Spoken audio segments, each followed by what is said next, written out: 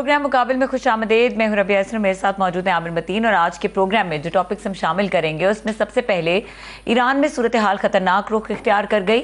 अमरीकी सदर Donald Trump की ईरानी अवाम को इदारों पर कब्जे की अपील। मदद रास्ते में है कि यकीन दहानी करवा दी। क्या खित्ता एक नई जंग के दहाने पर है? उधर ईरान में हुकूमत के हक में तारीखी मुजाहिरे। तेहरान में आयतुल्लाह खamenei की तस्वीर के साथ हजारों अफराद सड़कों पर। सुप्रीम लीडर का गैर मुल्की साजिशें नाकाम बनाने का दावा। मुल्क के अंदर दहशतगर्दी के बयानिए पर सियासी टकराव। सुहेल अफरीदी का अफगानिस्तान के खिलाफ इल्जामात पर सबूत पेश करने का मुतालबा। अगर दहशतगर्दी अफगानिस्तान से हो रही है तो शवाहिद सामने लाए जाएं। वज़ीर मुमलिकत दाखिला तलाल चौधरी का सुहेल अफरीदी के बयान पर सख्त रद्द-ए-अमल। क्या कौमी बयानिया एक बार फिर मुतनाज़े बन रहा है? पीपल्स पार्टी के एहतजाज पर स्पेशल इकोनॉमिक जोन ऑर्डिनेंस वापस। सदर के दस्तखत के बगैर कानून साजी पर सवालात और जिम्मेदार अनासिर को बेनकाब करने का मुतालबा। इस्लामाबाद में दरख्तों की कटाई का मामला भी जेर बहस। पेपर मलबरी की कटाई, पोलन एलर्जी और नए पौधे लगाने के वादे, क्या वाकई माहौल का तहफ़्फ़ुज़ हो रहा है? इन तमाम मौज़ूआत पर प्रोग्राम में बात करेंगे। आमिर साहब, starting from two important things. एक तो ये पीपल्स पार्टी का एहतजाज भी हुआ, ख़त्म भी हुआ, ऑर्डिनेंस आया, सदर के दस्तखत नहीं थे, अब बिल आएगा। एक इस मामले पे और एक ये जो एहसन इकबाल साहब कह रहे हैं कि जी $60 अरब का हदफ जो है उस पर हमारी नज़र है, बरामदात के ऊपर इमरजेंसी जो लगाई जा रही है। ये दो जो खबरें हैं इनके ऊपर क्या कमेंट? ये बड़ी संजीदा खबरें हैं और ये दोनों मज़गा खेज खबरें भी हैं। बड़ा जुल्म हुआ कि जी ये देखें, ऑर्डिनेंस पेश कर दिया और बग़ैर सदर के दस्तखत के, और बहुत ही ज़्यादा जुल्म की बात है। और सही पीपल्स पार्टी शोर मचा रही है, ऐसा आज तक नहीं हुआ। मगर मज़ा खेज बात यह है कि इससे बहुत बड़ी आफतें और जुल्म आ चुके हुए हैं, उसमें पीपल्स पार्टी को कोई तकलीफ नहीं रही और बल्कि शामिल जुर्म रही है। यहाँ 27वीं तरमीम पास करवाई गई, 26वीं तरमीम पास करवाई, जिसकी वजह से पूरा आइन का जो है वो सत्यानाश जो है हो गया, हुलिया बिगड़ गया। वो बिल्कुल पूरा अदालती निज़ाम, इंतज़ामी निज़ाम जो है ना तहस नहस होकर रह गया। उसकी पीपल्स पार्टी को कोई तकलीफ नहीं है, कोई प्रॉब्लम नहीं। हाँ, ये देखें ना, ऑर्डिनेंस जो है वो बगैर सदर के पास हो गया। सो ये एक शोर मचा के ना अपने, इससे उनकी आइनी और जमहूरी रवायात का जो एक माजी था वो दोबारा दरख्शां नहीं होने लगेगा। ये दाग जो हैं पीपल्स पार्टी, ये बिलावल साहब अल्लाह उनको सेहत दे और लंबी उम्र दे, वो जब तक सियासत करते रहेंगे ये दाग साफ़ नहीं हो पाएंगे और पता नहीं कितना अरसा लग जाएगा कि ये दाग साफ़ हों। क्योंकि माजी में मार्शलाओं के अंदर जो आइन के अंदर जो इस तरह की इंटरफेरेंस की गई, चाहे वो अयूब खां के ज़माने में जो सल्तनत के निज़ाम के अंदर तब्दीलियाँ की गई, ज़िया-उल-हक के, मुशर्रफ के, तो जब वो डिक्टेटर चले जाते थे तो वो मामलात दोबारा सुधर जाते थे, बड़ी जल्दी सुधर जाते थे। ये अल्हम्दुलिल्लाह ये जो 26वीं तरमीम या 27वीं तरमीम की गई है, ये पार्लियामेंट एक जमहूरी सो कॉल्ड जैसा कैसा लूला लंगड़ा भी निज़ाम है, ये पार्लियामान के ज़रिए किया गया है। सो इसको क्लियर करते हुए और अदालतों के इस निज़ाम को दुरुस्त करते हुए, इंतज़ामिया के निज़ाम को दुरुस्त करते हुए, और हमारा जो ये 3 स्तून हैं इनके दरमियान जो बैलेंसिंग एक्ट, जो 73 आइन की जो बुनियादी एक आप कह लें एक उसका तना है, उसको जो उसके अंदर जो दरार डाली है ये क्लियर करते बड़ा अरसा हो जाएगा। एक अब आप दूसरी जो बात कर रही थी कि एहसन इकबाल साहब ने ये दावा कर दिया है, प्राइम मिनिस्टर ने भी कहा है कि जी ये एक्सपोर्ट्स की इमरजेंसी लगा रहे हैं और 2029 तक जो है ना $60 अरब का जो है ना उन्होंने हदफ दे दिया है। शुक्र है इस दफ़ा $60 अरब का दिया है, पहले तो $100 बिलियन का कह चुके थे। वो उड़ान प्रोग्राम सुना था बहुत ज़्यादा, उसका फिर वो पता ही गायब ही हो गया। तो अभी ये जो दरमियान में इस तरह की जो चेम गई हैं, जो आप कल पूछ रही थी कि जी वंडर बाय आ रहा है, कि जी पता नहीं किसको हटाया जा रहा है। सो एकदम से जो है ना ये एक पुराना तरीकाकार है कि आप नई एक ट्रक की बत्ती जो है ना पिछली बत्ती को जो है साइड पे कर दें और नई एक ट्रक की बत्ती ले आएँ। तो ये अब जो 2035 तक का उनका शौक़ है, बड़े विजन देना और लंबे विजन देना, 50 साल के, 5 साल के उनका काम है वैसे प्लानिंग डिवीज़न का 5 साल का प्रोग्राम देने का, मगर वो 10 साल का विजन, 25 साल का विजन देते रहते हैं। तो पहले ज़रा पिछला 30-35 साल का हिसाब दे लें, तो उसके बाद आगे की बात करेंगे। एक्सपोर्ट्स का सिर्फ मैं ये इतना कह दूँ कि एक्सपोर्ट्स जो हैं फ़िलहाल जो मौजूदा है ना, उसको जो गिरावट चल रही है, उसके अंदर जो इन्हताज चल रहा है कि जो डाउनफॉल है उसको फ़िलहाल रोक ले। इस महीने ग़ालिबन कोई दिसंबर के फिगर्स के अंदर 6% के करीब जो है ना एक्सपोर्ट्स कम हुई हैं। ट्रेड गैप जो है ना वो $19 बिलियन के करीब छू रहा है और इम्पोर्ट्स बढ़ रही हैं। खौफनाक हद तक इम्पोर्ट्स प्रॉब्ली 13% बढ़ गई हैं। तो फ़िलहाल तो इसको रोकें। तो बाकी जो वो मज़ीद उनके जो क्लेम है कि जी वो मज़े की बात, इसहाक डार साहब को जो है कि सरबराही में एक कमेटी बना दी गई है और जो है वो अगले हफ्ते तक सिफारिशात देंगे। ये जो मौजूदा सूरत हाल जो पाकिस्तान की है कि 50 साल के 75-78 साल के रिकॉर्ड टूट रहे हैं, गुर्बत में, बेरोज़गारी में, तमाम ही डेवलपमेंट के इंडेक्स में, तालीम में, हेल्थ में, ये इसका अगर एक आदमी को आपने ज़िम्मेदार ठहराना हो जो कॉमन डिनोमिनेटर है, जो पिछले 30-35 साल में सबसे ज़्यादा मुख्तलिफ वज़ीर ख़ारजा भी रहा है, वज़ीर जो है इकॉनमी का मिनिस्टर रहा है, कॉमर्स का मिनिस्टर रहा है, वो इसहाक डार साहब है, जो नहीं भी जब इकॉनमी के मिनिस्टर होते तो वो भी हेल्म पे होते हैं, उनकी इंटरफेरेंस बीच में रहती है। सो उनको ये ठेका देना ये एक मज़रा खेज़ बात है। पाकिस्तान की 2-3 चीज़ें जो हम डेट ट्रैप में इस वक्त हैं, उसकी 3 अब इसमें कंसेंसस है। 2-3 बड़ी वजूहात हैं। एक इनकी ये जिद के इन्होंने 100 रुपये के ऊपर डॉलर रखना है। ये पूरी पाकिस्तान की एक्सपोर्ट्स की जो बात करते हैं, उस वक्त तबाही हुई कि जब आपने आर्टिफिशियली जो है इतना डॉलर को, मैंने 100 रुपये पे अच्छू की जिद है कि 100 रुपये पे रखना है, और जब वो उसको किया तो फिर अब ये 270 तक चला गया, वो भी लार्जली इन्हीं की पॉलिसी की वजह से। दूसरा, हमें IPP जो कि कर्ज़ों के अंदर फॉल्टी एग्रीमेंट्स के ज़रिए किया गया। और तीसरा जो सबसे बड़ा इनका एक जुल्म रहा, इनका नवाज शरीफ साहब का जिसका अभी भी बाज नहीं आ रहे, वो सड़कें बनाना। डॉलरों पे कर्जे लेके वो कर्जे बनाए गए, तो उसके बाद से ये सिलसिला हम अब तक वो डेट से नहीं निकल रहे। इंडिया ने 80,000 किलोमीटर सड़कें बनाई हैं, अपने रुपए से बनाई हैं, टोल टैक्स लेते हैं और आधी कीमत पे बनाई हैं। ये डॉलरों में लेके हमने IPPs और ये जो सड़कें बनाई हुई हैं, उसकी वजह से हम मसले में पड़े हुए हैं। मेरा आपके गेस्ट आ गए हैं तो आप तो मुझे इशारा देती है, मैं समझ जाता हूं। जी, हमारे साथ मौजूद है रहनुमा तहरीक इंसाफ तैमूर सलीम झगड़ा, उनको वेलकम करेंगे। जी आमिर साहब। जी तैमूर खान, आपका एक बहुत बड़ा फ़ायदा ये है कि आपसे इकानमी पे भी बात हो जाती है, फॉरेन अफेयर्स भी होती है, तो सियासत पे आपसे मैं बाद में बात करूंगा। मगर पहले ये जो क्लेम किया गया है कि जनाब 2029 तक वो कह रहे हैं, इसके साथ गारंटी भी मांग रहे हैं हमें 2029 तक रखें तो हम $60 अरब का जो है एक्सपोर्ट से ले जाएंगे, और 2035 का भी उन्होंने बड़ा लंबा चौड़ा फिगर दिया है कि वहाँ तक रखेंगे। तो और फिर इस मुल्क का जो है ना, पहले एशियन टाइगर कहते थे, अब ये पता नहीं क्या चीन ही बनाएंगे मेरा ख्याल। क्या कहेंगे आप? आमिर, 3-4 बातें और आपने कुछ खुद भी कह दी। सबसे पहले तो ये कि जब ये खबर मैंने पढ़ी तो मुझे ये जहन में आया कि ये SIFC इसलिए नहीं बना था कि इन्वेस्टमेंट और एक्सपोर्टर्स के लिए जो मुश्किलात हो वो आसान हो। तो अब एक और कमेटी बनेगी, क्या वो कमेटी SIFC को देखेगी या वो SIFC उस कमेटी को देखेगी? आपके ऊपर पहले ही आप इश्तिहारी बनने जा रहे हैं और आपकी फोटो छप चुकी है, उस पर बाद में बात करूंगा। उन्होंने भी हाथ खड़े कर दिए, उनके जनरल साहब ने खुद कह दिया जनाब ये हमारा कसूर नहीं है, ये गवर्नमेंट जो है इनका मॉडल ठीक नहीं है। अब आगे बात करें। जी, आगे ये दूसरी बात कि जो पैगाम दे रहा था, मैंने तो एहसन इकबाल की ट्वीट पढ़ी।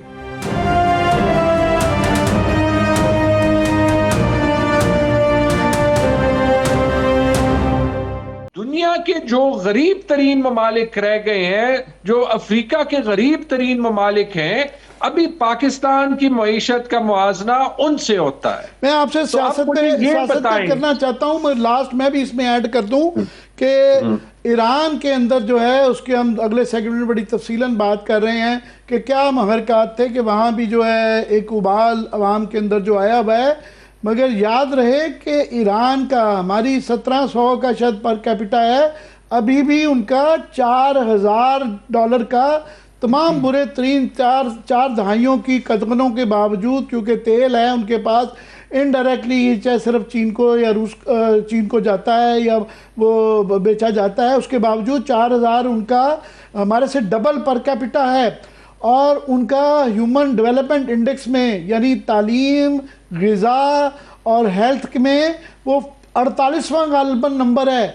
हम कोई 125 पे नंबर पे हैं दुनिया में। ये जो 4 मुल्क बता रहे हैं हमारा आखिरी 4 मुल्कों में शामिल जाता है। अभी भी वो डेवलपमेंट इंडेक्स में हाई डेवलपमेंट इंडेक्स के अंदर मौजूद है, तमाम तर बुरे बावजूद में। उसके बावजूद वहाँ पे आवाम खड़ी हो गई है। पर मैं ज़रा चूँकि वक्त महदूद है और सियासत पे आपसे करना चाह रहा हूँ, स्टार्टिंग फ्राम कि ये आज का बहुत बड़ा इशू बताया जा रहा है कि सुहेल आफरीदी साहब ने ये अफ़गानिस्तान के हमारे यहाँ जो हमले हैं उसके सबूत मांग लिए हैं, और ये बहुत ज़्यादा आज तनकीद की गई गवर्नमेंट की तरफ से, पार्लियामेंट में भी आवाज़ उठाई गई। इस पे मैं चाह रहा हूँ ज़रा आपका रद्द अमल लेना। चलें जी आमिर, मैं आपको 2 सेकंड में ईरान पे भी कमेंट कर देता हूं क्योंकि मेरे ख्याल में जरूरी है। देखें, अगर हम किसी चीज से सबक नहीं सीखते तो फिर in the end the fault is ours. आप यही देख लें, आप सही गलत जो है वो भूल जाएं। जैसे आपने कहा, ना सिर्फ ये ईरान की तालीम का निज़ाम, सेहत का निज़ाम हमसे बहुत दर्जे बेहतर है, लेकिन जब सोशल अनरेस्ट होती है तो उसके नताइज होते हैं। और यहां पे जो बात मैं और आप बार बार कर चुके हैं, लेट्स से कि ईरान में ये रजीम चेंज कामयाब हो जाए, क्योंकि हम देख रहे हैं कि यहाँ पे कितनी आसानी से सारी मगरबी दुनिया जो है वो इसकी कामयाबी की नजर नहीं आ रही। मैं रोकना नहीं चाह रहा था मगर जारी रखिए। ठीक है जी। हाँ, तो लेट्स जस्ट से कि जो है वो ये हो जाए, ठीक है जी। तो आप देख लें, अगर ईरान में एक शाह ईरान का निजाम आ जाए तो अब सोच लें कि उसकी इजराइल से कितनी जो है वो कुर्बत होगी, ठीक है जी। तो फिर उसके बाद जो आपकी इंटरनल इंस्टेबिलिटी होगी उसकी आप क्या कीमत अदा करेंगे, क्योंकि आपके जो नेबरिंग कंट्रीज के डायनामिक्स हैं वो बिल्कुल बदल जाएंगे। और इसका हल यही है कि हम अपने इंटरनल मामलात ठीक करें, और वो ठीक ऐसे नहीं हो सकते कि जो आप जैसे आगे आई होप आप बात करेंगे कि आप जो है वो जी इस मुल्क में दहशत गर्दी के जिम्मेदार भी हमें कर दें। 80 साल में 3 साल हुकूमत इमरान खान ने की हो, मईशत की तबाही का भी इमरान खान को जिम्मेदार कर दें, जमहूरियत के जिम्मेदार भी इमरान खान को कर दें, और आप सब जो हैं वो दूध के धुले हुए फरिश्ते। तो ये तो नहीं हो सकता। ना सुहेल अफरीदी का जो मैं बात कर रहा था अफगानिस्तान के जवाब मांग रहे हैं। देखिए, मैं अगर आपको एक ऑनेस्ट तज्जिया ये मेन स्ट्रीम मीडिया का जनरली दूं, और आप उन चंद सहाफियों में से हैं जो इस मुश्किल माहौल में ऑब्जेक्टिविटी को जो है वो बरकरार रखने की कोशिश करते हैं। हर रोज जो है ये पूरा मीडिया एक कोई बयान का एक हिस्सा ले लेगा, किसी दिन शफी जान का ले लेगा, किसी दिन सुहेल अफरीदी का ले लेगा, ठीक है। ये देखें, ये साबित करता है कि सुहेल अफरीदी गलत कर रहा है, ठीक है जी। सुहेल अफरीदी ने ये भी कहा है साथ कि हम जो है वो किसी भी अफगानिस्तान में जंग में अपने अफवाज के साथ है। सिर्फ एक चीज हम कह रहे हैं, और मुझे कह दें कि ये चीज कहना गलत है या सही है, कि हम अफगानिस्तान की पॉलिसी पे एक डिबेट चाहते हैं, क्योंकि पिछले 40-50 साल में मुस्तकिल तौर पे ये हुआ है कि जो किसी वक्त की अफगान पॉलिसी थी 10 साल बाद हमने कहा है कि हम गलत थे। ऐसे है कि नहीं है? आप सुहेल अफरीदी के अल्फाज को एक साइड पे कर दें और इस पे मुझे बता दें कि क्या ये डिबेट मांगना ये सही है या नहीं।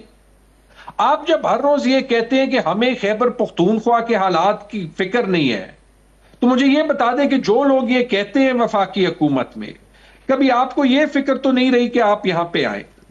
कभी आपको ये फिक्र तो नहीं रही कि यहां पे दहशत गर्दी हुई है, जो फाटा का हिस्सा है या खैबर पख्तूनख्वा के रिसोर्सेज का हिस्सा है वो आप दें? कभी आपको यह फिक्र तो नहीं रही कि जो खैबर पख्तूनख्वा की सूबाई असेंबली ने मुश्तरका जो है वो अमन जिरगा में पीएमएलएन और पीपल्स पार्टी की लीडरशिप के साथ कुछ रिकमेंडेशंस भेज दिए कि उस पर कुछ इंप्लीमेंटेशन हो, लेकिन आप यहां पे ये तफरीक का कार्ड जो है वो जरूर इस्तेमाल करेंगे। जब यहां पे लोग मरते हैं तो हमारे सूबे के लोग होते हैं ना, वो पाकिस्तानी हैं। तो अगर हम कहते हैं कि दहशत गर्दी के खिलाफ जंग में हमें कोलैटरल डैमेज, सिविलियंस की डेथ, इन सारी चीजों को, लोकल कम्युनिटी को साथ ले जाना, खैबर पख्तूनख्वा की हुकूमत को ये एक्सप्लेन करना ताकि हम ओन कर सकें। मैंने इसीलिए आपको एक इसका मुदल्लल लंबा जवाब देने का मौका फराहम किया है, क्योंकि बहुत ज़्यादा एक तरफ की आवाज़ें आ रही थी। अब मैं चाह रहा हूँ कि आपकी उस पर भी आप ज़रा कोई एक्सप्लेनेशन दे दें। कल से मैं देख रहा हूँ आपकी तस्वीर हर जगह चल रही है, वो पता नहीं आप हैं वो जो तस्वीर में दिखाए जा रहे हैं कि नहीं है। फ़ोटो अच्छी है वैसे।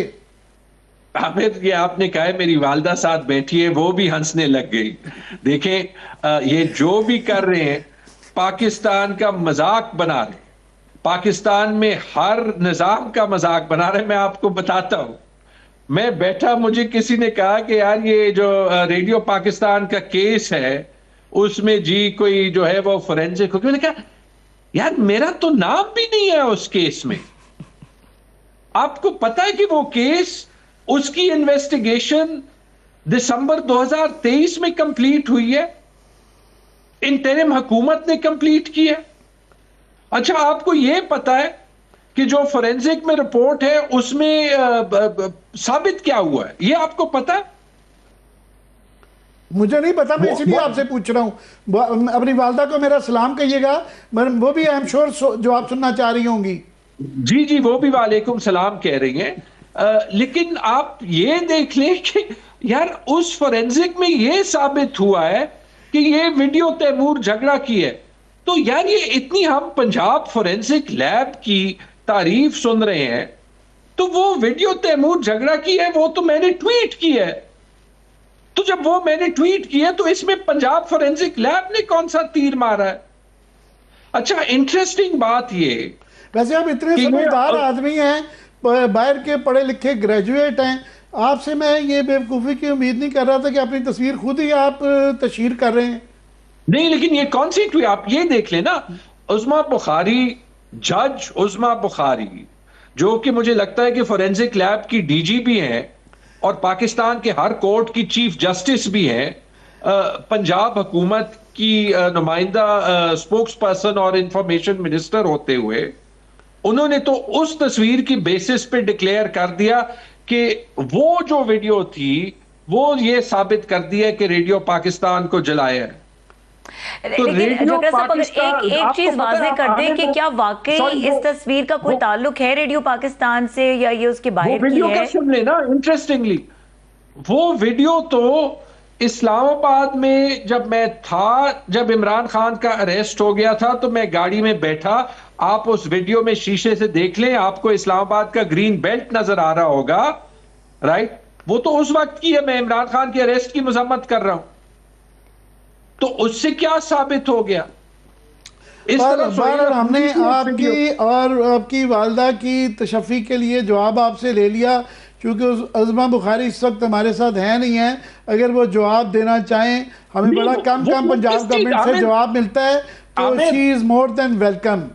आमिर, ये बात सुन लें, 2.5 साल हो गए, वो ट्रायल चल रहा है, आपने कोई रैंडम कागज में वीडियोस एक यूएसबी पे बंद करके लाहौर भेज दिए उन लोगों के खिलाफ जो कि केस में अक्यूज्ड ही नहीं है। इन केसेस की 1500 पेजेस की फाइल्स होती हैं, उस फाइल में कहीं हमारा नाम नहीं है। ठीक है, आपका पॉइंट आ गया है झगड़ा साहब। Good luck to you Taimur Khan, बहुत शुक्रिया हमारे लिए वक्त निकालने का। आपका पॉइंट आ गया है, बहुत शुक्रिया। तैमूर सलीम झगड़ा हमारे साथ मौजूद थे और यहाँ वक्त हुआ एक ब्रेक का। ब्रेक के बाद डिस्कशन कंटिन्यू करेंगे। कुछ इंटरनेशनल महाज पर जो इस वक्त खित्ते को खतरा लाहक है और एक जंग तैयार है, फ्लूइड सिचुएशन है, इसके ऊपर बात करेंगे। इस ब्रेक के बाद हमारे साथ रहिएगा।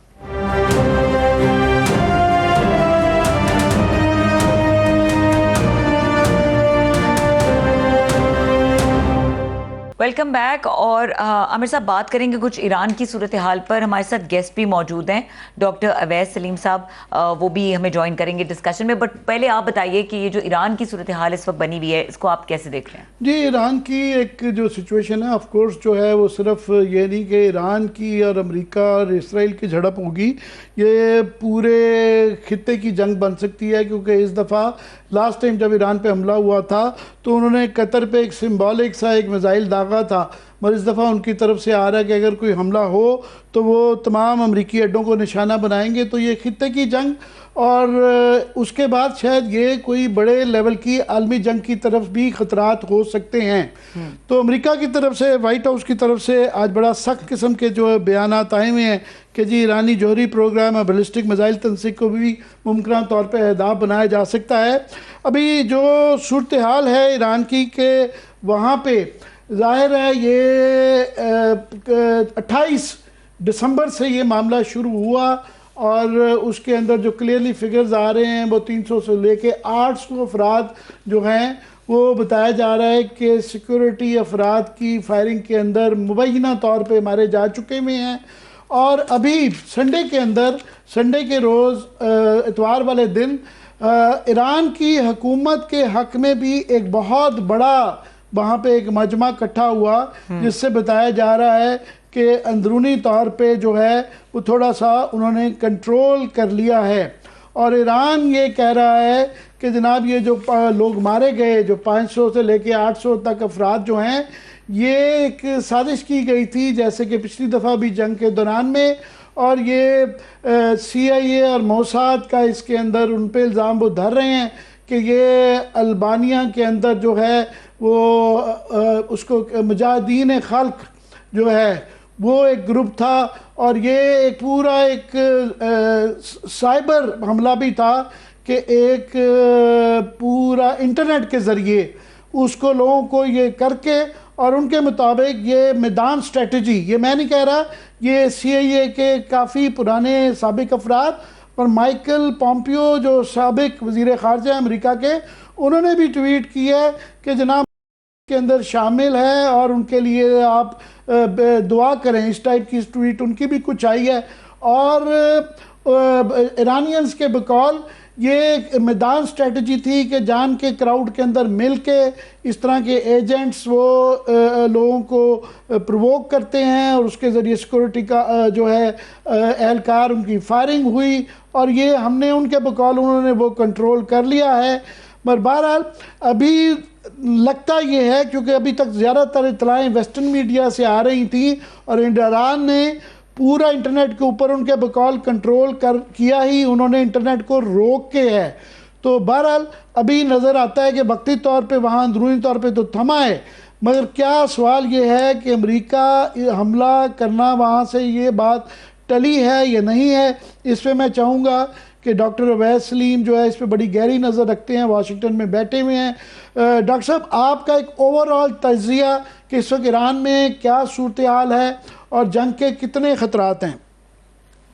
बहुत शुक्रिया आमिर साहब। देखिए, जंग होना या ना होना जो है ना, उसके मुतल्लिक फैसला तो सदर ट्रंप ने करना है और वो अभी तक हमें बहुत ज़्यादा एविडेंस दे चुके हैं इस चीज़ के कि वो अनथिंकेबल कर सकते हैं। बल्कि जो वाइट हाउस की तर्जुमान हैं कैरोलाइन लेविट, उनसे सवाल हुआ ब्रीफिंग के दौरान कि अब वाइट हाउस क्या सोच रहा है और आइंदा आप क्या करने वाले हैं, तो उन्होंने भी इसका यही जवाब दिया कि डोनाल्ड ट्रंप को क्या करना है उसके बारे में सिर्फ डोनाल्ड ट्रंप ही जानते हैं और कोई नहीं जानता। अब अगर हम उनके ट्रैक रिकॉर्ड को देखें तो अभी हाल ही में जो वेनेजुएला में उन्होंने एक्शन किया है उससे वो बहुत ज़्यादा कॉन्फिडेंट अपने आप को महसूस कर रहे हैं कि वो इस तरह की कार्रवाई कहीं भी कर सकते हैं। लेकिन मसला ये है कि ईरान जो है वो वेनेजुएला नहीं है। ईरान के पास जौहरी हथियार, बैलिस्टिक हथियार, मिसाइल्स, उनके तादाद कहीं ज़्यादा है वेनेजुएला से और उससे बहरहाल अमेरिका और इसराइल को एक ख़तरा महसूस होता है। आज की तारीख में जो लेटेस्ट डेवलपमेंट है वो यही है कि सदर ट्रंप ने जो मुलाकातें हैं हर सतह पर ईरानी अहलकारों के साथ वो बंद कर दी हैं। उन्होंने ईरानी अवाम को पैगाम दिया है कि आप एहतजाज जारी रखें और help is on the way, all caps में उन्होंने लिखा है और उससे इशारा उन्होंने ये दिया है कि शायद कोई फौजी एक्शन हो सकता है। लेकिन जो पेंटागन के ऑफिशियल्स हैं उन्होंने बैकग्राउंड पर कुछ बातचीत की है सहाफ़ियों से, जिसकी रिपोर्टिंग मैं यहाँ देख रहा हूँ। उसमें यह कहा जा रहा है कि शायद पहले कोई लिमिटेड अटैक किया जाए, कोई उस तरह का अटैक जिस तरह का हमने जून में देखा था, जो ईरानी तंसीबात पर अमेरिका ने हमला किया था इसराइली हमले के बाद। और उसके साथ साथ गौर ये भी हो रहा है कि कोई साइबर अटैक किया जाए या कोई जो एसेट्स हैं अमेरिका के ईरान के अंदर उनको एक्टिवेट करके उनके कमांड स्ट्रक्चर को जो है वो डिस्टर्ब करने की कोशिश की जाए। साथ ही साथ आज सदर ट्रंप ने 25% टैरिफ लगाने का ऐलान किया है उन मुल्कों पर जो ईरान के साथ बिजनेस करते हैं। और आपको पता है कि ईरान पहले आपकी इजाजत से आपने ये जो कहा कि ईरान के अंदर जो एजेंट प्रोवोकेटिव जिन्हें कहा जाता है, जो उनके एसेट्स हैं, वो पिछली दफ़ा भी हमने जब ईरान पे हमला हुआ तो उनके जर्नैलों के ऊपर, घरों के ऊपर और साइंसदानों के ऊपर जो हमले हुए थे, इस दफ़ा भी ये कोशिश की गई। और ये मैं नहीं, काफ़ी अमरीकी अपने पुराने साबिक एहलकार और साबिक डिप्लोमेट्स भी कह रहे हैं। CIA के ये साबिक जो है CIA के एजेंट रहे हुए हैं लैरी C. जॉनसन, तो ये इनका कि किस तरीके से ये एजेंट्स इस दफ़ा इस्तेमाल किए गए। जी, इसके अंदर दो अहम बातें हैं। एक तो ये कि ईरान अब ये कह रहा है कि उन्होंने काफ़ी सारे इस तरह के लोग जो ख़ास तौर पे कुर्द जो इराक़ के रास्ते 300-400 यहाँ पे एजेंट्स डाले थे, उनको गिरफ़्तार कर लिया है और शायद कुछ को पता नहीं ऑलरेडी जो है सज़ा भी दी जा चुकी हुई है। एक और हमारे लिए अहम जो है, इन्होंने जो जिक्र किया है, इनके अलावा और भी साबिक जो CIA के अफराद हैं वो कह रहे हैं कि जो एसेट्स हैं उनमें पाकिस्तान से मुल्का सरहद में बलोच एसेट्स भी हैं जो हमारे लिए भी कान खड़े होने चाहिए, क्योंकि हमारे यहाँ भी ये जो बलोच इंसर्जेंसी है उसके अंदर हम भी फॉरेन हैंड्स की बात करते रहते हैं। जी डॉक्टर साहब।